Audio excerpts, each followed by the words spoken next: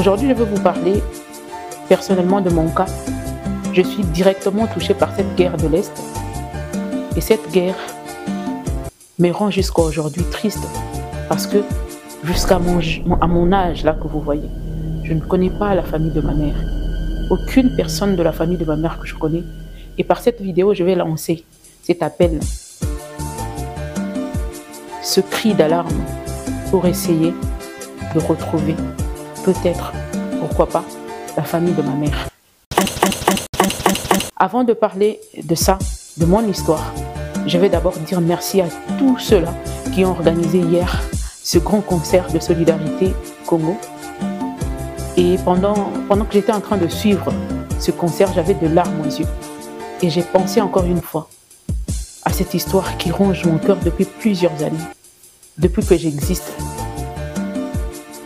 Alors, je dis merci énorme à la fondation dont je tais les noms.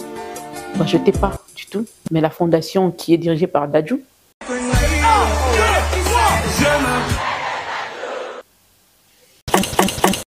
Merci à tous ceux qui ont participé.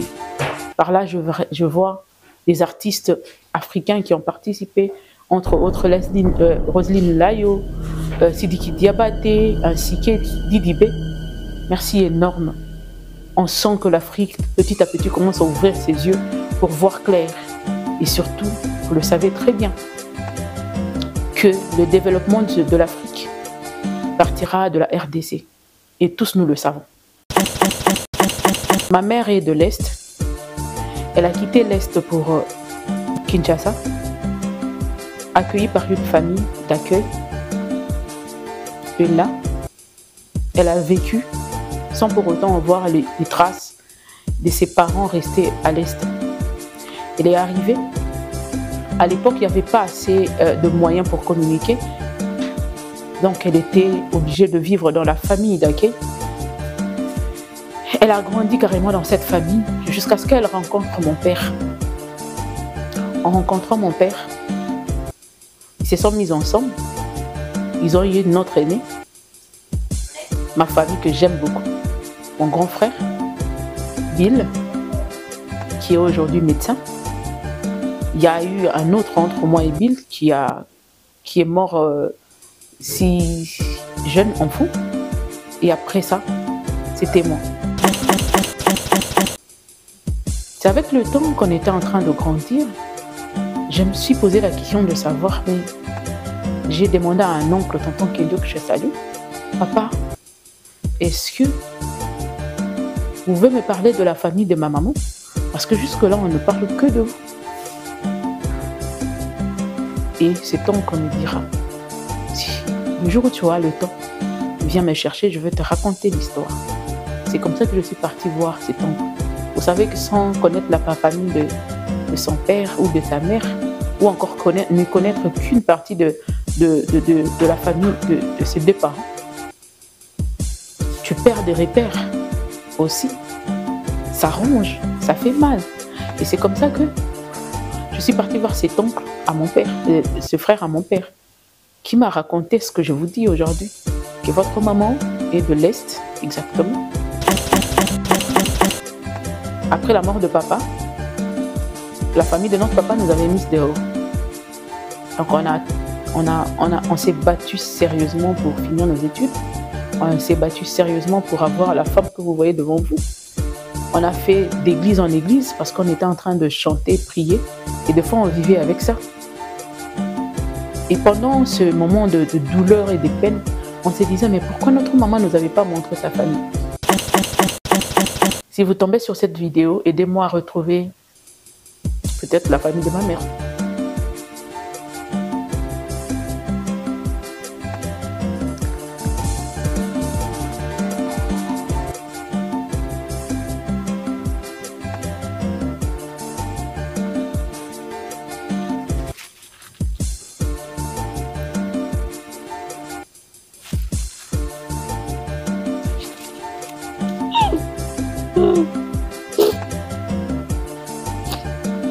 Je parle ici personnellement du passage du pasteur Moïse Mbile qui m'a fort touchée.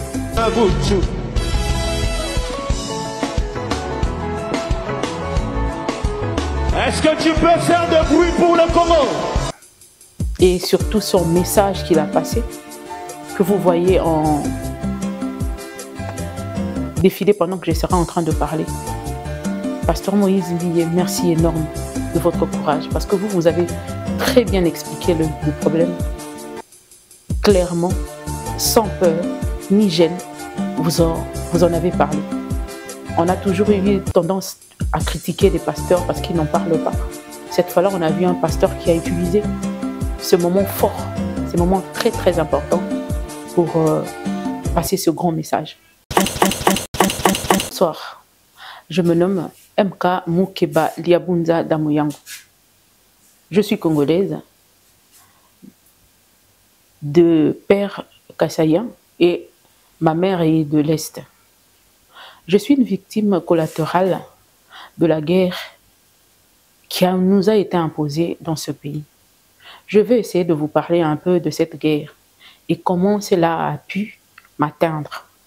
Et je vous rappelle que cette guerre cause vraiment alors énormément de victimes, de près comme de loin, parce que, voyant le Congolais, c'est un peuple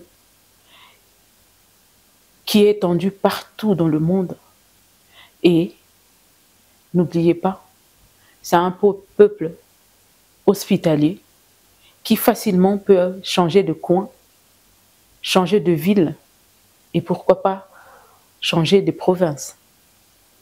Aujourd'hui, je veux vous parler personnellement de mon cas. Je suis directement touchée par cette guerre de l'Est et cette guerre me rend jusqu'à aujourd'hui triste parce que jusqu'à mon âge là que vous voyez, je ne connais pas la famille de ma mère. Aucune personne de la famille de ma mère que je connais. Et par cette vidéo, je vais lancer cet appel, ce cri d'alarme pour essayer de retrouver peut-être, pourquoi pas, la famille de ma mère. Avant de parler de ça, de mon histoire, je vais d'abord dire merci à tous ceux-là qui ont organisé hier ce grand concert de solidarité Congo. Et pendant que j'étais en train de suivre ce concert, j'avais de larmes aux yeux. Et j'ai pensé encore une fois à cette histoire qui ronge mon cœur depuis plusieurs années, depuis que j'existe. Alors, je dis merci énorme à la fondation dont je t'ai les noms. Ben, je ne t'ai pas du tout, mais la fondation qui est dirigée par Dadju.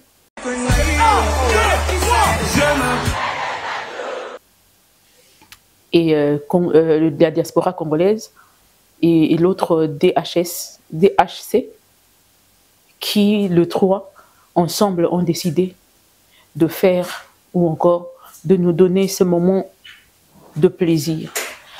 Par là, je me redire à tous ceux qui critiquent en disant que il fallait plutôt avoir il fallait plutôt qu'il y ait participation de certaines personnes qui n'ont pas été là. Je crois qu'en organisant quelque chose ou un concert pareil, ça dépend aussi de la disponibilité des autres. Pour y participer, il faut vraiment être disponible pour y participer, surtout avec tout ce qu'il y a comme proposition avec nos grands artistes, nos grandes stars. Donc ceux que nous avions vus, nous sommes contents de le voir. Je parle ici personnellement du passage du pasteur Moïse Mbiye qui m'a fort touchée.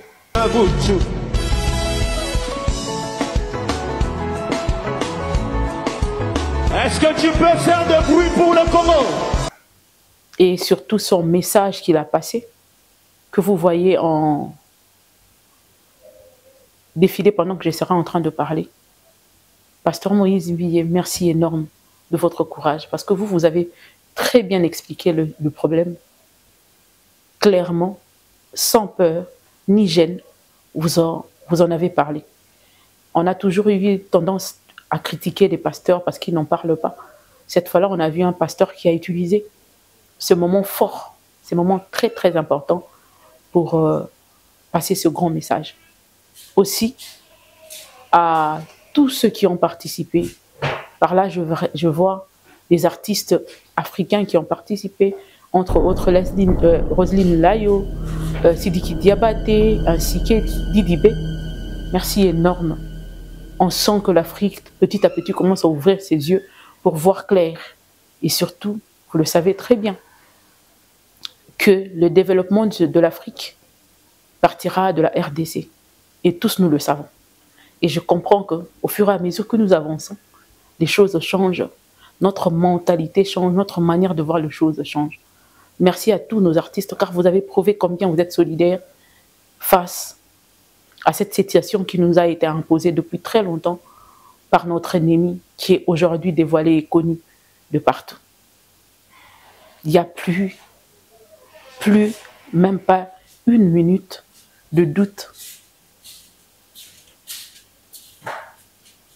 Aujourd'hui, nous savons très bien qui est notre ennemi, le Rwanda et ses alliés. Ceux qui se font appeler M23, qui se disent qu'ils sont nos frères, revoyez un peu votre manière de faire les choses. Je crois que cette vidéo que je fais aujourd'hui, c'est une douleur qui est cachée en moi depuis très longtemps, mais que j'aimerais partager. Par là, je dirais pourquoi je me permets de vous parler aujourd'hui, surtout après ce grand concert de Solidarité Congo. C'est parce que cela m'a encore ouvert les yeux. Et là, j'ai compris que, comme moi, il y en a plein. Comme moi, il y en a tellement plein qui n'ont pas la possibilité ou le moyen d'en parler dans le monde. Et si je peux en parler avec mes faibles mots, avec mes quelques phrases que je vais essayer d'aligner aujourd'hui. Ma mère est de l'Est. Elle a quitté l'Est pour Kinshasa, accueillie par une famille d'accueil. Et là, elle a vécu sans pour autant voir les traces de ses parents restés à l'Est. Elle est arrivée. À l'époque, il n'y avait pas assez de moyens pour communiquer. Donc, elle était obligée de vivre dans la famille d'accueil. Elle a grandi carrément dans cette famille jusqu'à ce qu'elle rencontre mon père. En rencontrant mon père, ils se sont mis ensemble. Ils ont eu notre aîné, ma famille que j'aime beaucoup. Mon grand frère, Bill, qui est aujourd'hui médecin. Il y a eu un autre entre moi et Bill qui est mort si jeune enfant. Et après ça, c'était moi. Après moi, il y a d'autres aussi. Pendant que nous étions en train de naître, notre papa avait décidé d'aller quand même voir la famille biologique de ma mère. Parce qu'il ne pouvait pas vivre avec une femme comme ça. C'est comme ça que mon père se décida, avec l'accord de ma mère, à aller retourner à Bunia pour aller chercher les parents de ma maman. Ma mère s'appelle Béatrice Malikale. Et c'est comme ça qu'en arrivant là-bas, il y avait déjà la guerre à l'époque où ils avaient décidé d'aller faire un tour là-bas. Ils ont retrouvé une partie de la famille. Ils ont pu parler. Vous savez que c'était le premier contact. Il fallait organiser les choses et tout. Ils se sont dit, bon, d'accord, comme c'est ainsi, je rentre, je reviendrai vous chercher. Parce qu'il avait retrouvé par là sa sœur. Tout ce que je sais que sa sœur s'appelait Kabibi. Sa maman n'était plus en vie, ni son papa. Les autres étant en débandade, vous le savez très bien que quand il y a la guerre, les gens se dispersent. Et du coup, on était enfants pendant que nos deux parents ont décidé d'aller voir la famille de ma mère. En rentrant à Kinshasa, ils se sont arrangés, pendant qu'ils étaient en train de s'arranger, se préparer pour y rentrer et faire appel surtout à celle qu'ils avaient trouvée là-bas, qui était la petite sœur de ma mère, Kabibi. Pendant qu'ils étaient en train de se préparer, notre maman a trouvé la mort. Pendant cette époque, j'étais encore en 4e primaire, 4e, 5e primaire. Ma mère a trouvé la mort. Et l'histoire, la vie a changé. Vous savez, notre papa n'était plus retourné. Il a essayé de faire ce qu'il pouvait faire avec nous, ses enfants. Sans notre maman, Je crois qu'il s'était remarié 1 an après maman. 2 ans plus tard, papa aussi était mort. On était enfants, on ne comprenait pas ce qui s'est passé, on ne comprenait pas trop c'était quoi exactement. C'est avec le temps qu'on était en train de grandir, je me suis posé la question de savoir, mais j'ai demandé à un oncle, tonton Kendio, que je salue, papa, est-ce que vous pouvez me parler de la famille de ma maman? Parce que jusque-là, on ne parle que de vous.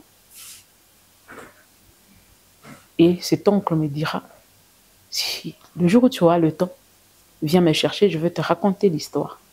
C'est comme ça que je suis partie voir cet oncle.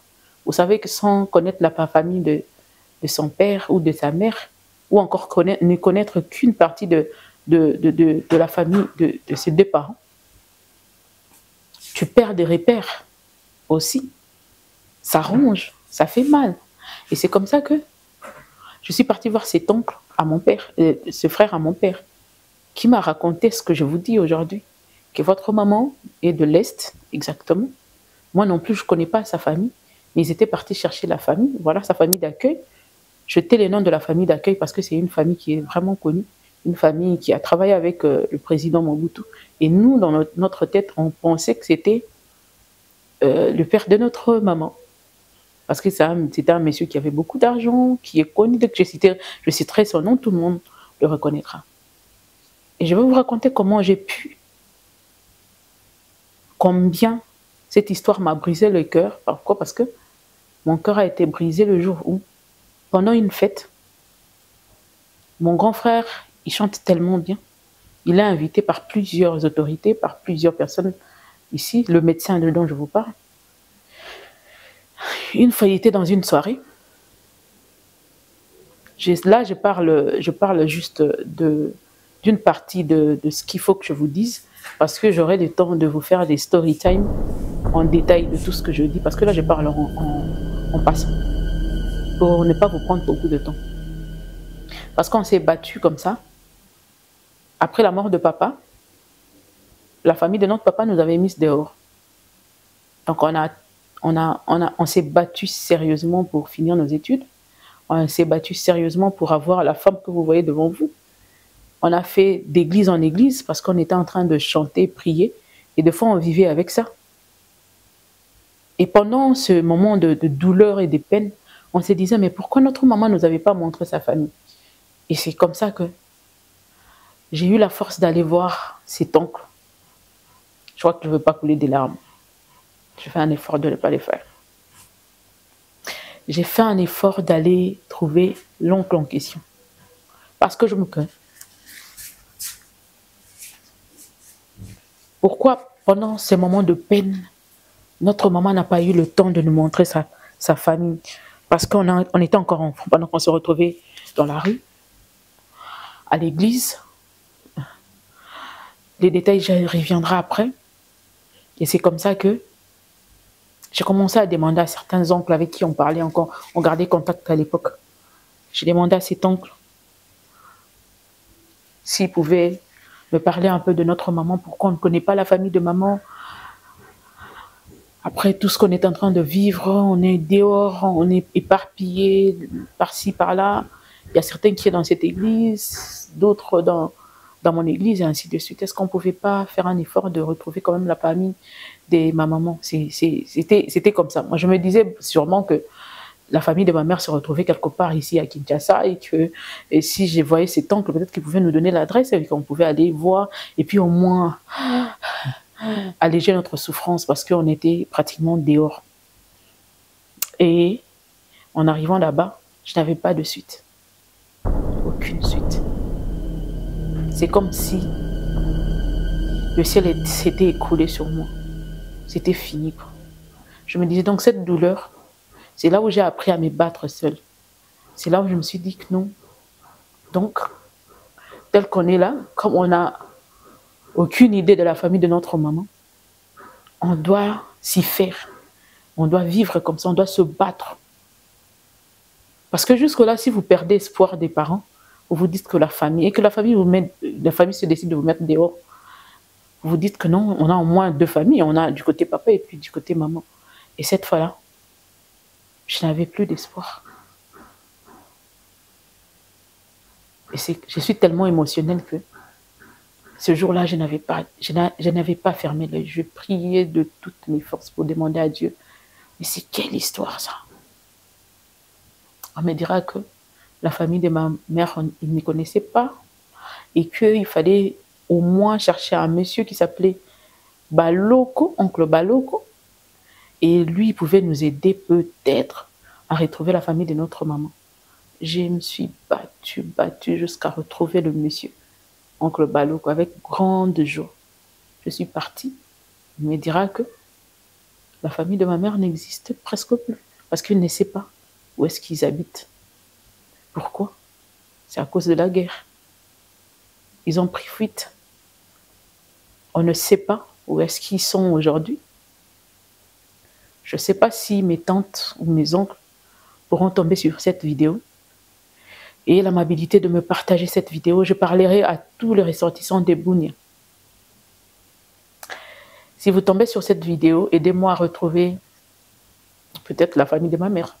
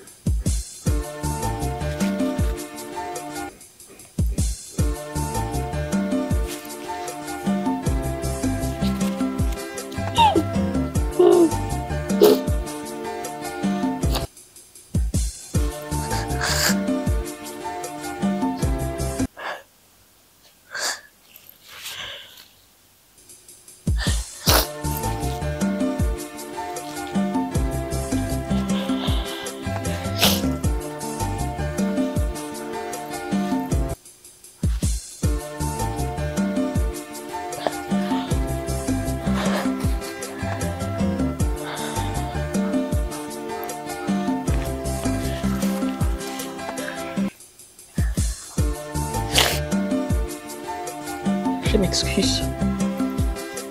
C'est peut-être une douleur qui ne va jamais nous quitter. Mais si, par hasard, je dis, ma mère s'appelait, je mettrai sa photo. Je mettrai sa photo.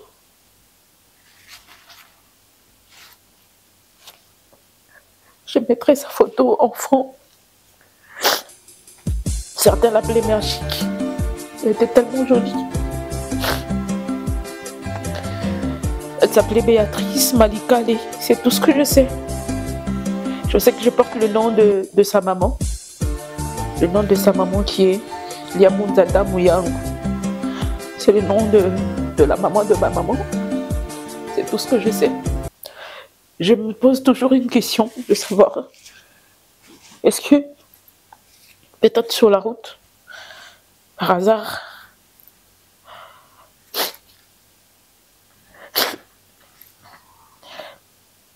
est-ce qu'un jour je recroiserai la famille de ma mère? Est-ce qu'ils existent? S'ils existaient vraiment, ils existaient où? Ils ont traversé quoi exactement? Est-ce qu'ils sont morts par la guerre? Voilà pourquoi ce concert de solidarité Congo m'a beaucoup touchée et m'a donné la force de parler de cette histoire parce que je n'avais peut-être jamais parlé de ça, surtout en public. Et j'ai pris le courage et la force d'en parler aujourd'hui parce que j'ai compris qu'il était temps d'en parler. Qu'il était vraiment temps d'en parler et que tous ceux qui tomberont sur cette vidéo, mon numéro est affiché. Si par hasard ma tante ou mon oncle tombait sur cette vidéo aussi, essayez de m'appeler par ce numéro qui est affiché. Je ne vous connais pas, mais je vous aime déjà, sans vous connaître. Je crois que je vais m'arrêter par là. Ces story time reviendront de temps en temps pour parler des détails et du reste. Je sais qu'il y aura beaucoup de questions qui seront posées en inbox. Mais ce qui est sûr, je me suis libérée d'un poids qui rongeait aussi mon cœur, pas seulement moi, et mes frères et sœurs également. Parce que je crois que le jour où on va retrouver la famille de ma mère, ça serait quelque chose de... Ça serait une fête peut-être. Je sais que ça serait peut-être pas nécessairement pas de moments... on passera que de moments de joie, parce qu'il y a où il y a de joie, il y a toujours eu de problèmes. Mais je pense que ça serait au moins quelque chose Ça pourrait au moins nous soulager d'un poids qu'on garde depuis très longtemps. Et pendant une fête, on a lâché à mon grand frère que non, vous le savez très bien que la famille d'accueil de ma mère, c'était une famille de mouvanciers de l'époque de Mobutu qui ont eu beaucoup d'argent, énormément. Et on se disait que c'était la famille de notre maman. Et c'est comme ça qu'on lâche à mon grand frère un jour. Ah, vous pensez que le papa tel est votre grand-père, c'est pas votre grand-père. Votre maman a été accueillie dans notre famille, ainsi de suite. Et c'est comme ça que tu l'apprends. Je sais que ce jour-là, mon grand frère devait prester. Il n'avait pas pu prester. Et quand il m'a dit ça, ce jour-là, je n'avais pas dormi. Je suis restée éveillée toute la nuit. Et j'ai commencé à poser plusieurs questions.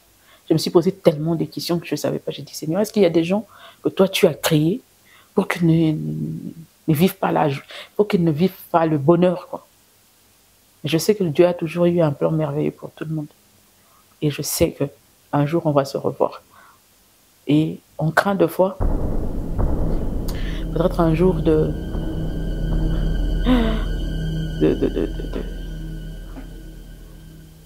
se marier à un oncle.